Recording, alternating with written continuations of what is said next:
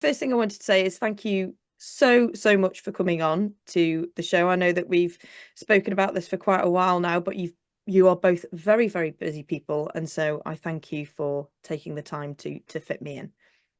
Oh, no problem whatsoever. I can talk about Agatha Christie movies forever. Well, that is what we are hoping you will That's a do warning, today by for the us, way. Teresa. That is a warning. Not at all, not at all. So, Bill and Teresa, I obviously know a little bit about you. In preparation for this interview, I've researched you guys a lot. I have 8 pages worth of notes on you guys. But Oh my gosh. for those people who don't know who you are, maybe just yet, would you just like to introduce yourselves, please? I am Teresa Peschel, and I've been married to Bill since 19 September, around the beginning of September, around Labor Day. That's why we got married on Labor Day, so we remember. In 1993. So we've been together just over 30 years. And Bill has always wanted to be a writer, but he is largely the reason why I became a writer, because I had written things like instruction manuals and fiction. I wrote Christmas letters, which are always fictional. And I always told myself stories, but I never thought I'd become a writer. And Bill has always been a writer, always wanted to be a writer. And he started publishing. He actually got his first book published in 2010. And then a couple of years later, I finally started writing down my own stuff because we needed material for the website. And gradually, now here I am with several published nonfiction books. And I also write fiction myself as Odessa Moon. I use a pen name for my fiction because it's a good idea to separate your non-fictional life from your fictional life, and science fiction, romance, and Agatha Christie films or sustainability or cloth grocery bags don't really go together that well. And Bill had always been interested in Agatha Christie and Dorothy Sayers. And we were went in a let me get my dates right. In about 2020, during the pandemic shutdowns, the world was starting to recover. And it was around that time that I brought home from the library Crooked House. Now, Crooked House was the second Agatha Christie film I had seen. The first Agatha Christie film I had ever actually seen was Sir Kenny's, and we do call him Sir Kenny, and it's a terrible thing for me to say, but I just can't stop myself. But we saw Sir Kenny's Murder on the Orient Express, and I have to say, when we saw it in the theater, we were wowed. When we saw it the second time on the library DVD on our couch, we weren't quite as wowed, but it was still, hey, this is amazing. And then we saw Crooked House, and we were wowed. And at the time, Bill really needed material for the website. I had been reviewing books, so I wrote a review for Crooked House. And then we were also working on the complete annotated Secret of Chimneys, which sadly is not available in the UK due to copyright restrictions. But it is in the United States. And I said, is there a film connected with this? And there was. And it was a Miss Marple. And I thought, that doesn't sound good, because I knew Miss Marple was nowhere near The Secret of Chimneys, but we got the book from the library. We got the DVD set from the library, and the movie was even more terrible than I thought it would be. It was a train wreck, terrible movie. They castrated the male lead. Oh God, it was just one thing after another. Although I have to say the Siddiford mystery was worse. But I wrote the review, and Bill wrote the review for his own review for Chimneys. And then there were other DVDs, other shows on the DVD. It was a compilation. It was that whole season of Marple. So we watched them, and I wrote reviews. And it was around that time, after I had done, I think, 4 or 5 reviews, that Bill said those fateful words. Yes, if you write enough of them, I'll put it together as a book. And it will be easy. It will be quick and easy. 2.5 years later. Yeah, it took 2.5 years, maybe a little bit longer, but it's been fascinating. It's been fascinating. It allowed me to reintroduce myself to Agatha Christie in a systematic way that I had never done before. I had to read I had to reread or read for the first time all of the novels, all of the short stories that the films were based on.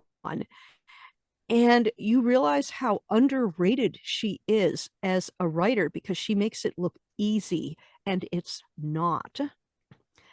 And so here we are. You know, we've now watched over 300 films because we're plowing through the international Agatha Christie's, and we have it looks like we're going to be seeing the Italian Go Back for Murder, which is Five Little Pigs but without Hercule Poirot. And Bill was able to find a Spanish language, and then there were none. And this is an episode of the Mysteries of Laura TV show. Yeah. So it's going to have a detective involved in, and then there were none. We still don't know how, but it's going to happen that way. Yeah, we don't know how, because this is a detective series like Remington Steele. Murder She Watched. Murder She Wrote. Yeah, it'll be like Murder She Wrote, or any basically any detective series where you have a detective going out there and, you know, solving the murder of the week, except that Laura is solving and then there were none. And I don't know how she's going to do that and come out alive, because we've never seen the show. We know nothing about it. That is very odd, because for me, and then there were none is really up there in my top 5 Agatha Christie's. I think the beauty of it is that there isn't a detective, and that you as the reader are that detective, because you're trying to put together all of the clues. Who's in this room? Who could it have been? Who was there? Who wasn't there? And you do that yourself. And then the beauty of the ending, where kind of no one's left. So presumably this detective will be left. Well, she has to live. It's her TV show. Her name is on the TV show, so she has to make it somehow. It's possible that they will do it like the Japanese version, which is the most faithful of all of the versions, even though they said it made it a contemporary police procedural in Tokyo, but it is still the most faithful, because if you do not know the novel, if you're unfamiliar with the novel, you'll be just as shocked as anyone.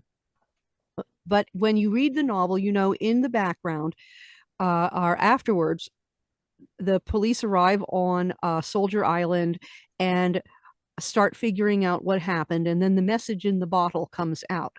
And if you're able to watch the Japanese version, you'll see how they handle it, and maybe it will be like that. We have no idea. Yeah, Laura perhaps just waits on the edge of the island for the boatman to eventually turn up. I don't know. Yeah, we don't know. we have no idea. With that one, we will have seen 12 versions of And Then There Were None. Well, one of the things I was going to say about this book, which for the people at home is called Agatha Christie, She Watched, and I will put a link to that. Well done, thank you, Teresa, because I can't hold it up because it disappears in my green screen. But I will put a link to that at the bottom of the video. The thing that I really like about it, well, there's many things I like about it. One, I thought the introduction was absolutely fabulous, because speaking to you, Teresa, that is essentially just you now, isn't it? Speaking, it's brilliant, and it really got me. Okay, this isn't just some dusty old encyclopedia. This has got real heart. This has got a real soul, and I love the way that you phrase things. You made me laugh out loud quite a few times, and I'm so pleased. And thank you. Your fascination with English country houses and decor, that had me chuckling for quite some time. But what I was going to say is that yes, there are numerous versions of the same book. So, for example, And Then There Were None. I think at the time of me reading it, you and Bill had covered 10 different versions, but now you're saying there's 12. Yes, there is an Italian one, which doesn't have that much to do with the story, although it is incredibly stylish and really perverse. It's a Is that $5? yeah, $5 for an August Moon. And no, it is not in there. No, Wow. we didn't find You're it right. until we started doing international, and now the version with Laura. But actually, there are, to my knowledge, about 40 filmed adaptations of And Then There Were None, and those are only the official ones. Those are only the official ones, because basically anytime you put a bunch of people together on an isolated location and kill them one by one, you're cribbing from Agatha's book. And there are, I mean, Arnold Schwarzenegger has a film like that. And I think The Simpsons might have done something like that. Anytime you see that, they may not have her name on the credit list, but it is still it is still based on that. But officially, there's about 40 of them.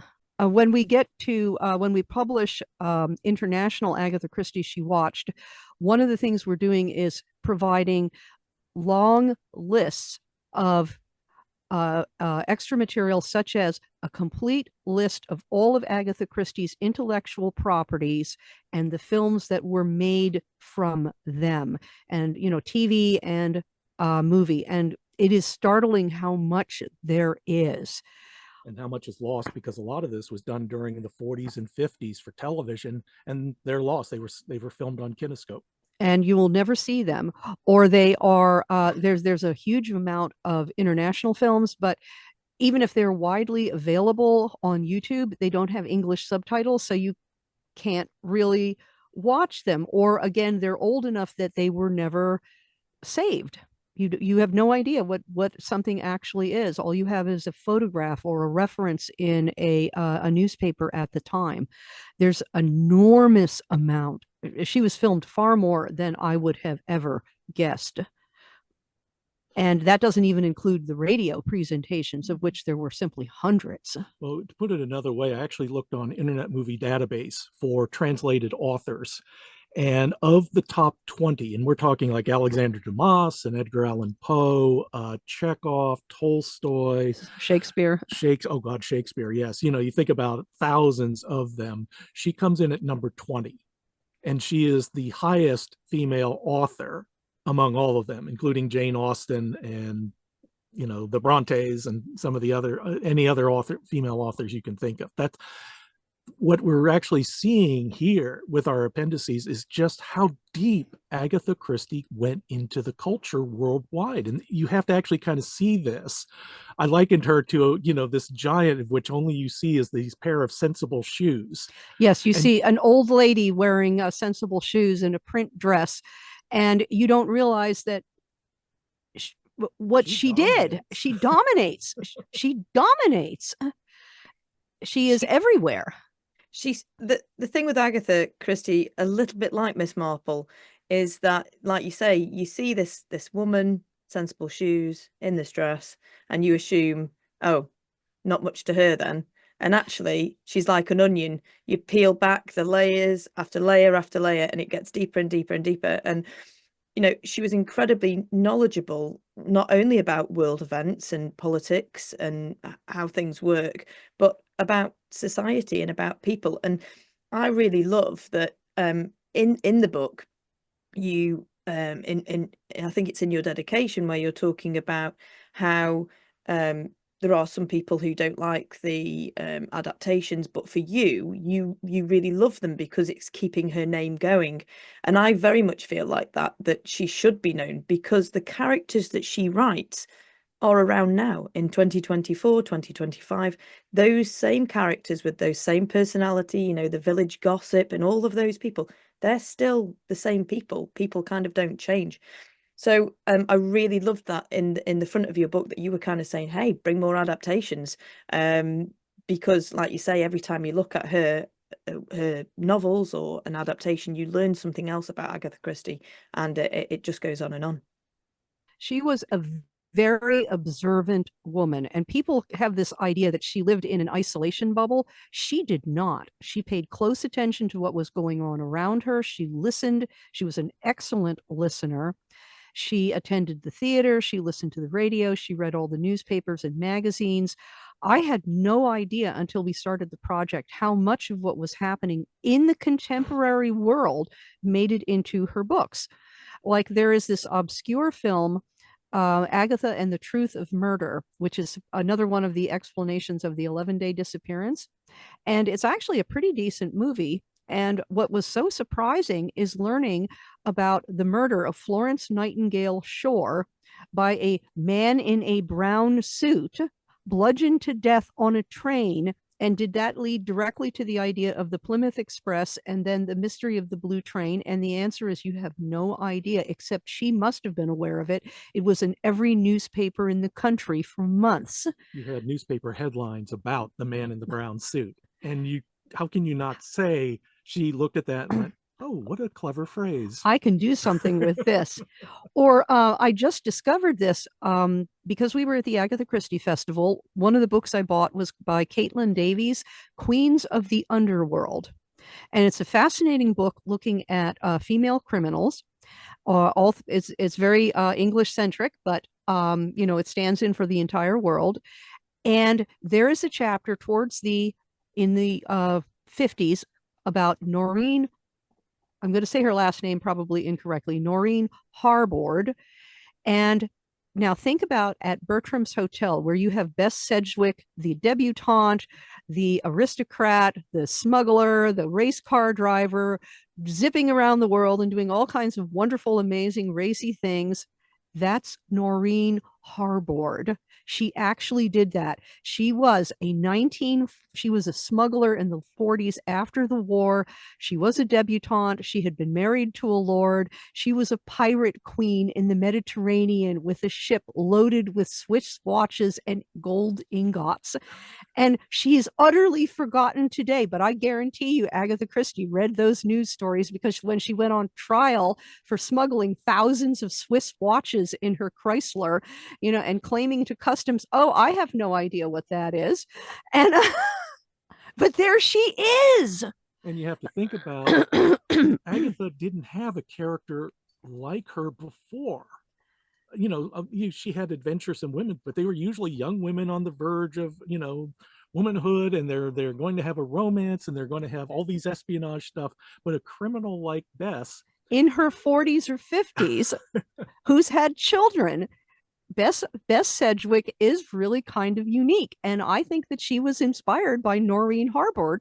But unless you know who Noreen Harbord is, you would never know that this happened, that there's a connection. Well, and that's another thing in your book that you kind of talk about, how she changes, Agatha Christie changes, and she experiments with things.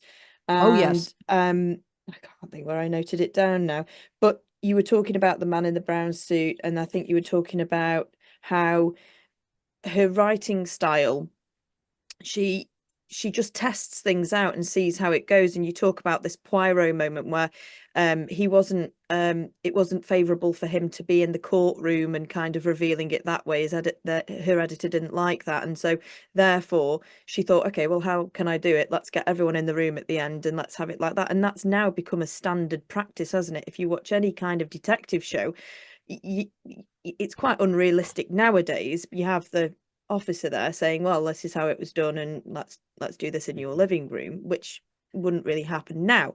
But she was absolutely the pioneer of that style of reveal. And again, you speak about that in such great detail, so knowledgeable, Teresa, about how Agatha just changes, and she isn't scared to try things and to try and do the mystery a different way, but also to do the reveal a different way, and to change, like you're saying, with women, giving them not a feminist thing, I suppose, but giving them more of a dangerous role. Agency. They have agency.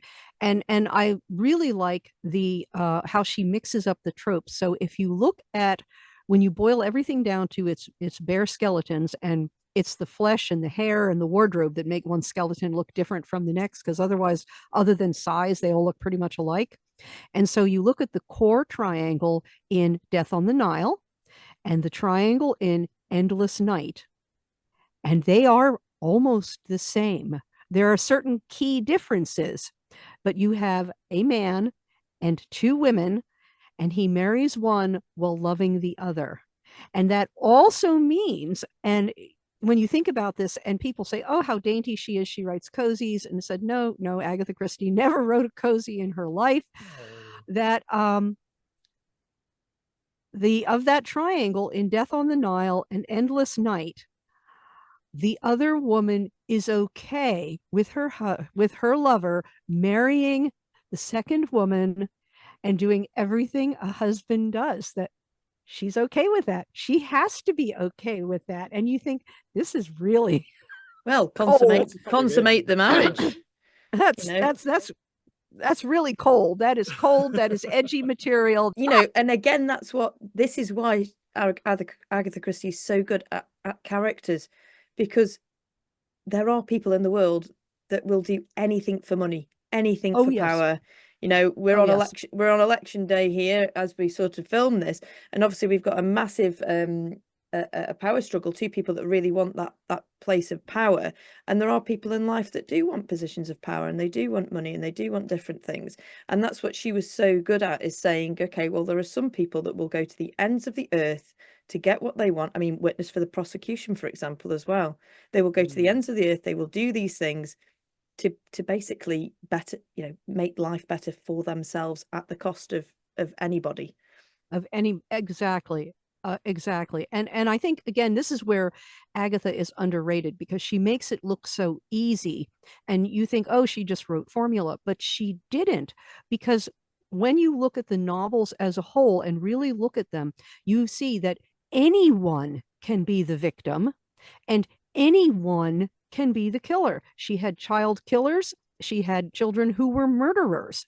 She, by the pricking of my thumbs, Mrs. Lancaster turns out to have been a serial child killer, and you don't even actually know. She was not as good a writer at that time because because age was catching up with her. But Mrs. Lancaster probably killed anywhere between 4 and 10 children, murdered them, and that's not really cozy.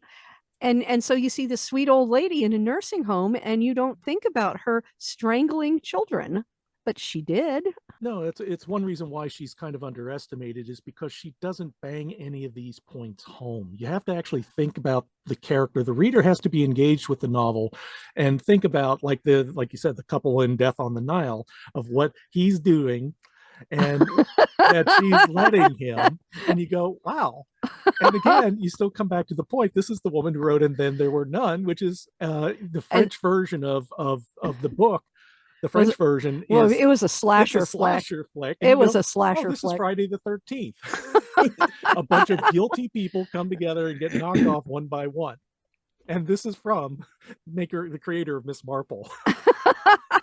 But Miss Marple herself tells you, I never believe what anyone tells me. Miss Marple never believes anyone. She wants verification. Poirot does something similar in The Murder of Roger Ackroyd, where he's telling Dr. Shepard, this is what you're telling me, but I don't believe it until I get verification from at least one other unrelated source. And that's when you start knowing that where the truth lays. And I think that's just genius on her part. It is just absolute genius. And even some of her more far-fetched plots, you can look at it. Murder in Mesopotamia. A lot of people don't like the fact that Louise Lardner didn't recognize her second husband as being her first husband in disguise. But I thought about that. And when you look at the time, remember, Agatha wrote contemporaries, and here we are reading something that she wrote in, I think it was 1936 for Murder in Mesopotamia. And she based it a lot on Catherine Woolley, who was a real piece of work. Let's leave it like that. But if you look at the fictional character, so there's Louise in set, in the early 1930s, when she married husband number one, she would have been an Edwardian bride in about 1915 or 1916, and she would not have been a modern woman. And so there you are, you have a whirlwind engagement, you have a whirlwind marriage, and you lay in the dark and think about America and wait for it to be over. And then within 3 months, you've discovered you really don't like being married to anybody because you don't want to be under some man's thumb. And you discover that your husband is a German spy. And wow, you can get rid of him and be the heroine all at once. So you do. And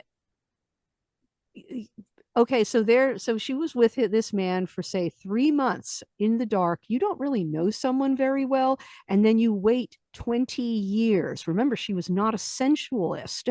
She liked control. Louise Lardner, lovely Louise, did not, she didn't like sex for its own sake. She was not that kind of a woman. So she didn't have passionate affairs. She wanted you to basically be her slave, but it was all power. It was all about power, all about control. And then you give it 20 years, and would she really recognize someone who looks different and acts different and has a different background when you're blocking all of that out of your mind? Would you really know someone from 20 years later? And I wonder if she hadn't heard some kind of a story like that. Well, it's very possible. So if we're thinking of modern day, we're all used to having photographs of everybody around us all the time, and we can, if I want to find a picture of someone, you can do that pretty quickly, whether it's a celebrity or someone on social media or Facebook. You have pictures, looking around, I have pictures here printed out of my family, extended family, things like that. Yes, people had photographs, but there wasn't that level of technology and connectivity where you could sort of find these people. And it might be that you did see someone 20 years ago and they've changed, they've gained weight or lost weight, or their hair's changed in style and maybe grown a beard or a mustache. And I think that's quite plausible that actually you might not really recognize them. I can see that. And the historical background becomes really important. When we worked on the annotated projects, the annotated books, and we are going to be working on annotating all of the Dorothy Sayers novels. We have one done at the moment, and Bill right now has Clouds of Witness on the desk, waiting for us to finish International, and then he can finish Clouds. But we have our children read them and underline everything they don't understand. And it is startling how much they don't know of what was commonplace and ordinary in 1926.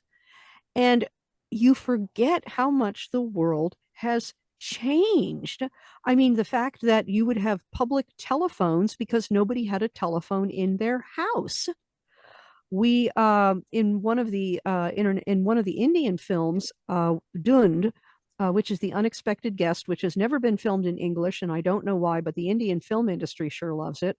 There's a point at which the unexpected guest is telling the police after the murder, oh, why did I go up to that house when my car wrecked? Well, they had the lights on, and I thought a big house like that with electricity would have a telephone. And today, you would assume everybody walking around has a phone in their pocket, but that wasn't always true. And we forget that. We forget that you would be in your village, and you really, unless you had money, you really didn't travel at all. You stayed within 10 or 15 miles. You would go to the market town. Maybe you would take the train or a bus to the seaside once every couple of years, but it was expensive. And it just wasn't routine. Well, we forget that. Yeah, I mean, it's a great point. If I can just share a personal sort of thought here. My grandmother was born in 1926, and she used to say to me, "Oh, Hazel, modern life is obscene." And I'd say, "What do you mean?" She says, "There's so much of everything. we'd go into a supermarket and she'd say there's too much choice. When, because when she was growing up, it was a small shop. These are your choices. This is what you have. Not much of a decision to be made. Go home and that's it. And she did think that modern life had become too much. So for someone who is from the 1920s, 1930s, 1940s, of course they're going to view things that we see in a totally different light. And I can't imagine now even leaving my house without my phone. And I'm not on my phone as much as perhaps my niece and people like that, but I would feel lost without it. Well, obviously back then you're going out, no phone, no way to contact people. If there's an emergency, what do you do? It is a totally different way of programming yourself and approaching life. It is absolutely different. And because Agatha wrote contemporaries, she was capturing what people were thinking and doing at that moment.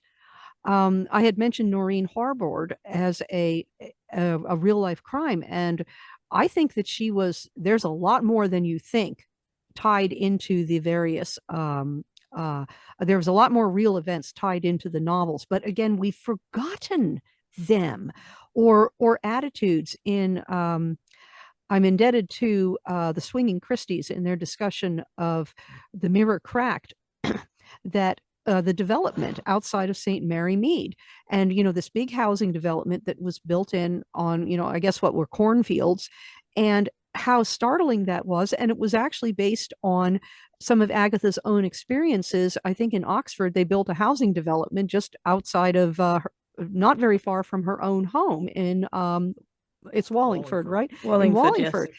And so there's her example right in front of her, and she puts it in the book. And now you think, oh, a housing development, so what? But when they were new, it was startling. It changed things. You had hundreds and hundreds of people moving in that were from someplace else. Different types of people. And again, this is part of, I suppose, the richness of what we all enjoy now, that, my next door neighbour, he originally was from, I think, Wolverhampton, which is okay, not too far away, but it's not like he grew up here his entire life. The other side of me, we've got two people that have moved in, and they're from a distance away. So nowadays we're used to people moving and changing and people speaking different languages and different cultures. Back then there wasn't that. So the Swinging Christie is another fantastic podcast, by the way. Go and give them a listen. Absolutely amazing guys. That they're right, because all of a sudden it's expanded all of these people who are in contact with you, and they've all got different views, and they are into different music, and they've read different books, and all of a sudden your world opens just that little bit more than it was before. But no, she was absolutely hit the nail on the head. I mean, she could have in the 1960s, she could have still written books in the 1930s, and she didn't. She moved with the times, Oh yes, A Murder is Announced is a fabulous example. And you have that wonderful, wonderful scene in the film version with Joan Hickson, where Miss Marple is explaining to Inspector Craddock about how everything has changed. And it was changing even before the war, and the war just tore everything apart. And you have people moving into a village, and the only thing you know about them is what they tell you. You know nothing else, because they aren't vouched for by friends of friends, by co-workers, by other soldiers from your regiment. They don't have letters of introduction from the vicar of their village to the vicar of your village. You know nothing. All you know is what they tell you. And A Murder is Announced. She wrote, I can't remember exactly when she wrote that, but it was after the war and before, I think, 1955. Oh, good. Bill is looking it up. How did we list that anyway? Did we do that under A for A Murder is Announced, or did we do it under M for Murder is Announced, comma A? Announced, unfortunately. That's one of the tricky things about laying out a book. 1950. Is when you have When you have a title with the, that's easy. The goes at the end. But when you have a title, a murder is announced, do you put it under A for a murder is announced, or do you put it under M for murder is announced, comma, A? And we have long, boring discussions about that. But you guys did a fabulous job with this book. And again, just to kind of bring it back to the book, I mean, it's really, really well laid out. I can't tell you. So people out there, you go and buy a copy of it, because it is the most valuable thing you'll have as an Agatha Christie fan, I guarantee it. And Teresa and Bill, you came up with a quite unique rating system, didn't you, for each adaptation? Could you just tell the listeners a little bit about your rating system? And because I absolutely love the little logos and things that you guys have got there. Oh, we had great fun with that. Let's see. Can you bring that up to the camera? Okay, well, there we go. Oh, there we go. Yes. Fabulous. Yes, excellent. But every film has to be rated two ways. It has to be rated for fidelity to text, and it has to be rated for quality of movie on its own, because they are not the same. You can be utterly faithful to the text and stodgy and boring and draggy, and you can have really not that much to do with the text and be a movie that zips along, and because the movie itself works. On the other hand, we have had movies that were very faithful to the text that worked really, really well. The Russian Roger Ackroyd is astonishing. Even if you don't speak Russian, I think you can watch the movie, read the scene, and then watch that scene again on film and be able to follow the action. It is that close to the text. But the ratings let us play with all the ways that Agatha killed people. And so you have poison tea sandwich, you have little poison sandwiches, and you have cocktails, and you have beer bottles, and you have cautious, and you have pieces of statuary, and yeah, Bill is showing this to me. Oh yes, falling downstairs. We have a cat, because somebody is killed by a cat. That was my Margaret favorite. Rutherford. You do. That was my absolute favorite. Oh yes, we have a mouse, because that was actually a joke icon for Hickory Dickory Dock, because the film version had so many mice running all over the screen. They must have found a trainer of mice to have all of those shots in there, and you end up with mice everywhere, and you're thinking, where is Miss Lemon with her cat when you need her? But it helps illustrate again how many ways Agatha comes up with killing people. Because I'm looking at the list, and we have candlesticks and chairs and clubs and cautious and decanters and fireplace tongs and querns and statues and sugar hammers and wrenches.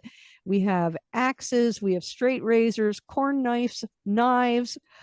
We have falling downstairs, we have falling off of cliffs, and we have falling downstairs, because they're not the same.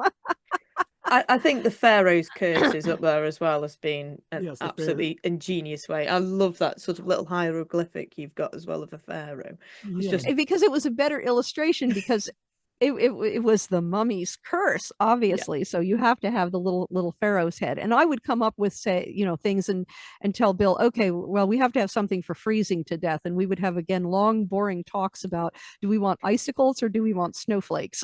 Which looks better? Yeah, we had that was a rather intense discussion for a while until we came to a resolution. To be a fly on the wall then. Oh yeah.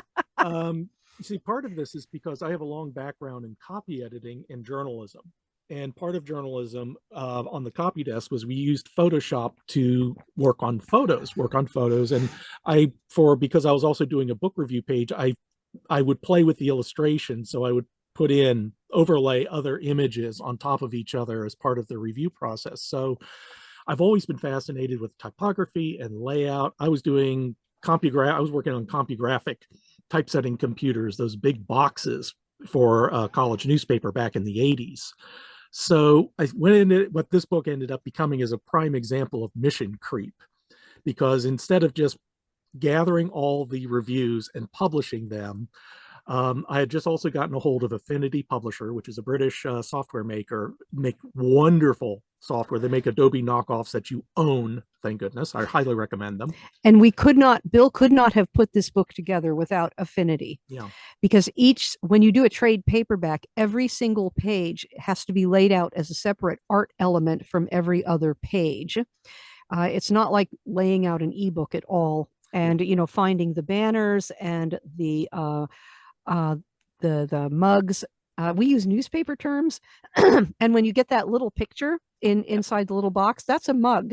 If it's a face. If it's a face, it's a mugshot.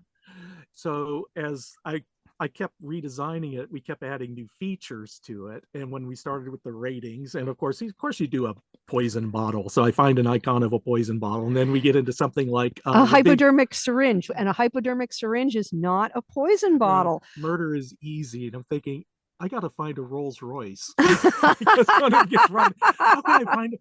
So it becomes problem solving, and that just really.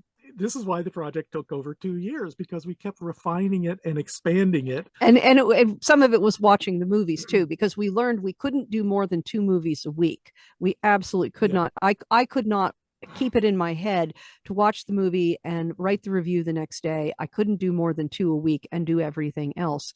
But the ratings were great fun to come up with a symbol that was appropriate for that film. And it helps distinguish all the films from each other too.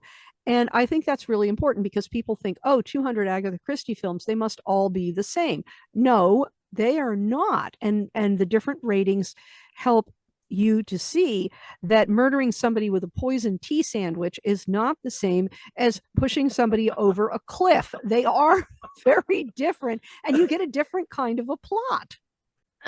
At the back of the book, we do list the films again in another index where it is by quality of movie.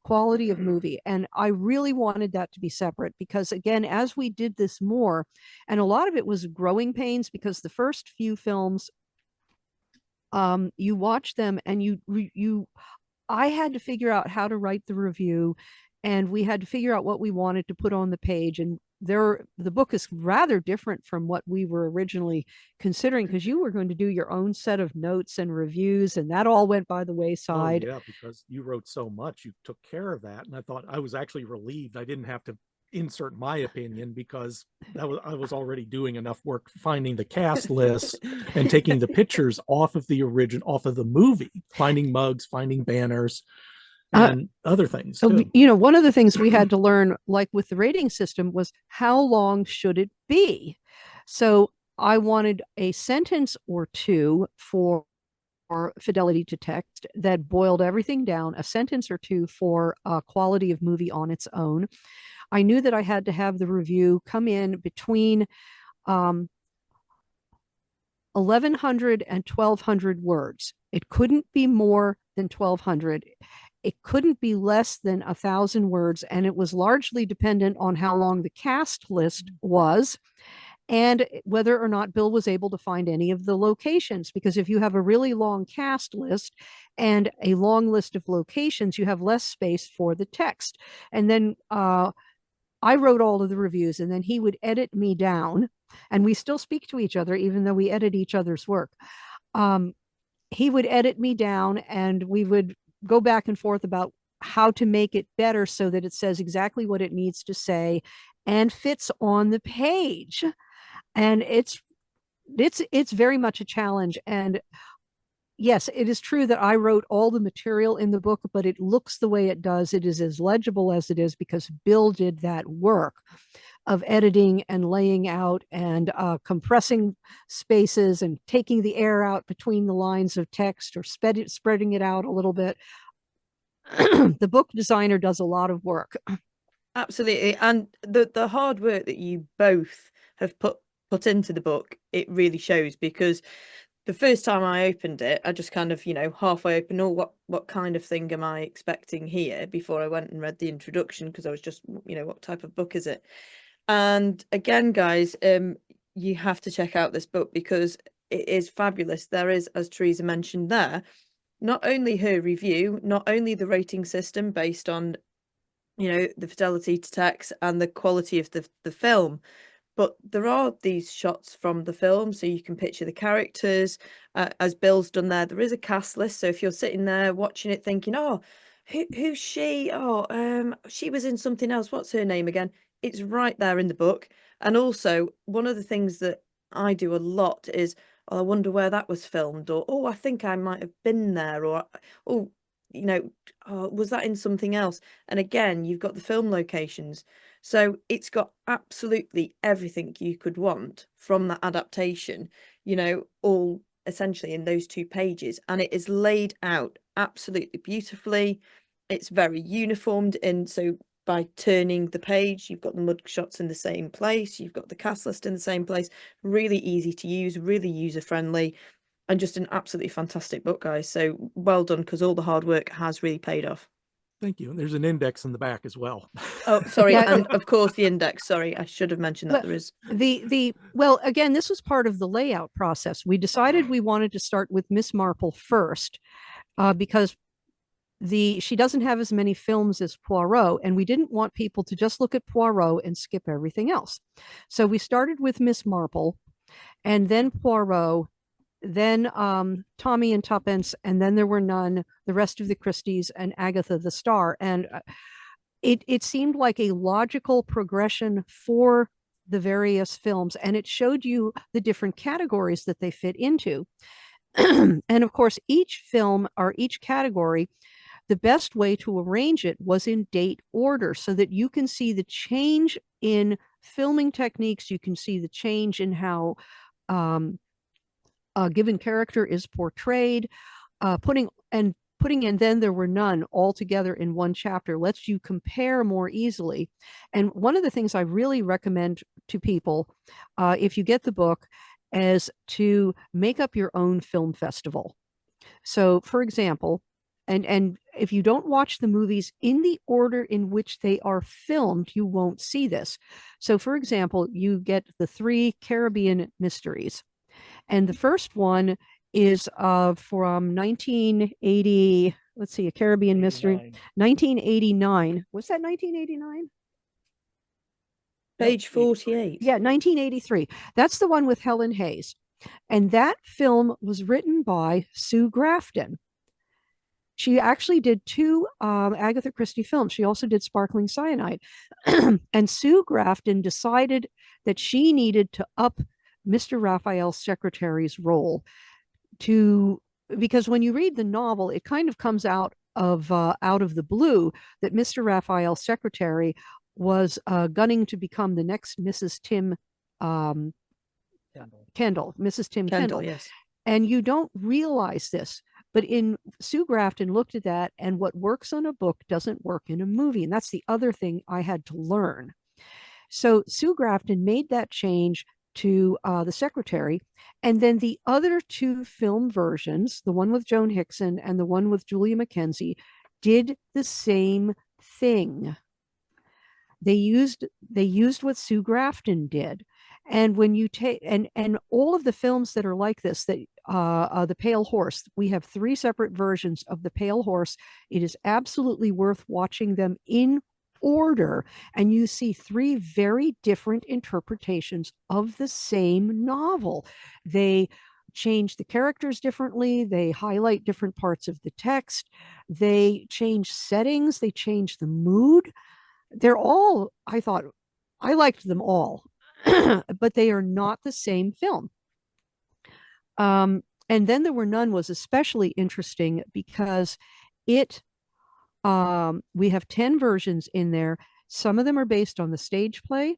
Some of them are based on the novel. Some of them are based on a combination.